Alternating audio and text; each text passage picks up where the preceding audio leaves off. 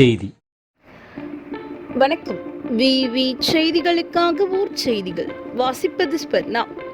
ராணிப்பேட்டை மாவட்டம் ஷோலிங்கர் தனியார் திருமண மண்டபத்தில் அஇஅதிமுக அரக்கோணம் நாடாளுமன்ற வேட்பாளர் அறிமுக கூட்டம் நடைபெற்றது. அஇஅதிமுக சார்பில் நாடாளுமன்ற தேர்தலில் போட்டியிடுவதற்காக ஷோலிங்கர் சட்டமன்ற தொகுதிக்கு உட்பட்ட ஷோலிங்கர் அஇஅதிமுக கிழக்கு ஒன்றிய செயலாளர் ஏஎல் விஜயன் அவர்களை நாடாளுமன்ற வேட்பாளராக எடப்பாடி பழனிசாமி அறிவித்தார்.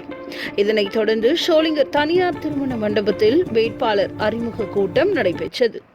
இதில் முன்னாள் அமைச்சர் KC வீரமணி, அரக்கோணம் சட்டமன்ற உறுப்பினர், ராணிப்பேட்டை கிழக்கு மாவட்ட செயலாளருமான சு ரவி மற்றும் அதிமுகவின் மாவட்ட செயலாளர்கள் மற்றும் கட்சி தொண்டர்கள் ஏராளமானோர் கலந்து கொண்டனர். இதில் பேசிய முன்னாள் அமைச்சர் KC வீரமணி, நம்முடன் இருக்கும் கூட்டணி கட்சிகளோடு இணைந்து செயல்பட வேண்டும் எனவும், மேலும் நமது வேட்பாளர் வெற்றி பெற வேண்டி கழக தோழர்கள் அவர்கள் அணியில் உள்ள பகுதியில் பணியாற்ற வேண்டும் என பல்வேறு ஆலோசனைகளை வழங்கினார்.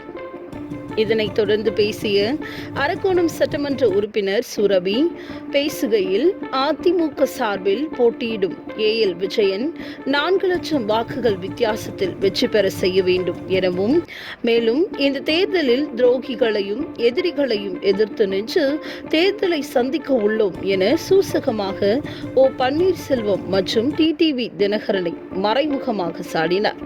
தொடர்ந்து அனைவரும் அயராது உழைத்து அஇஅதிமுக வெற்றியை ஈட்ட கடுமையாக உழைக்க வேண்டும் என கேட்டுக்கொண்டார்.